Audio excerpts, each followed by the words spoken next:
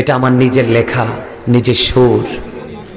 মানে আমি তখন ক্লাস 9 অথবা 10-এ পড়ি, তখন আমি এই গজলটা লিখেছিলাম। যখন আমি ভোর রাতে গাইতাম, আমার মা, চাচি, জেঠি, দাদি যারা, এমন কোনো লোক নাই যে তাদের এই গজল শুনে চোখের পানি পড়ে নাই। আপনারা আর শুনবেন গজল? আর জোরে শুনবেন? বিশেষ করে মুরব্বীরা হাত তুলবেন না। যুবক ভাইরা তোমরা কি শুনবা? যুবকদের হাত দেখতে চাই, শুধু যুবকদের, মুরব্বীরা না। মুরব্বীরা না, আপনি হাত তুলছেন কেন? মুরব্বীরা এমনিতেই শুনতে চায়, যুবকরা একদম স্ট্রংলি হাত নামাও। নিশ্চয় তোমরা, তোমাদের সিনায় মায়ের প্রতি ভালোবাসা আছে, বাবার প্রতি ভালোবাসা আছে। অনেক পুরনো একটা গজল, যেটা আমাদের মানুষের জীবন থেকে হারিয়ে যাচ্ছে, এরকম পুরনো একটা গজল আমি তোমাদেরকে শোনাবো। তোমরা পারলে আমার সাথে একটু সুর দিবে। রাজি আছো? আপনারা শুনবেন? তোরা কই পাবি অমূল্য রতন, আমার মায়েরই মতন রে নাই দরদি।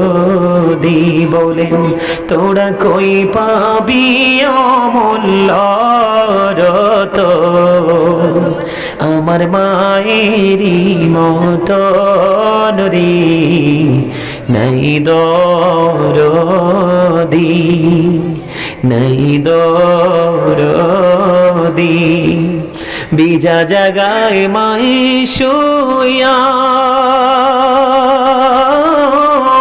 শুকনা জাগায় আমায় রাইখায়।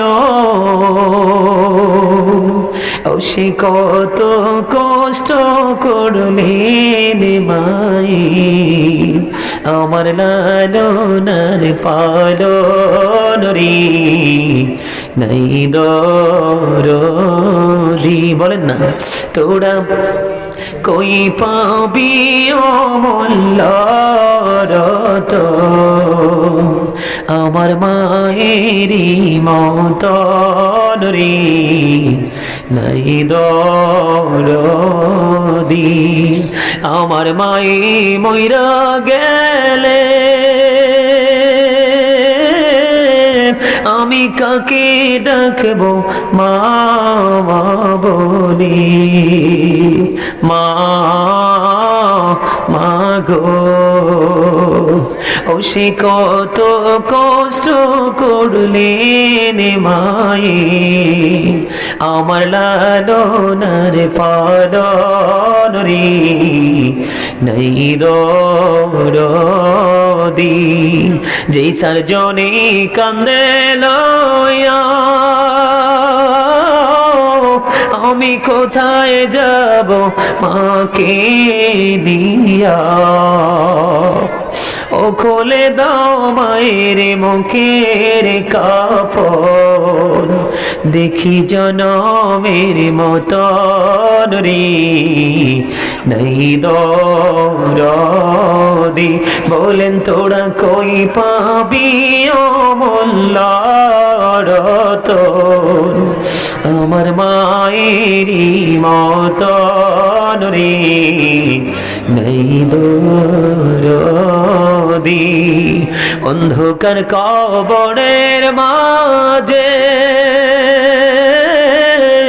কি জানি কি আজব হবে গো, ও সে মাফ করে দাও আল্লাহ মাবুদ, আমার জনম দুঃখিনী মাকে নাই দরদি। তোরা কই পাবি অমূল্য রতন, আমার মায়েরই মতন রে নাই দরদি। মারহাবা বলেন না, আরো জোরে বলেন না মারহাবা।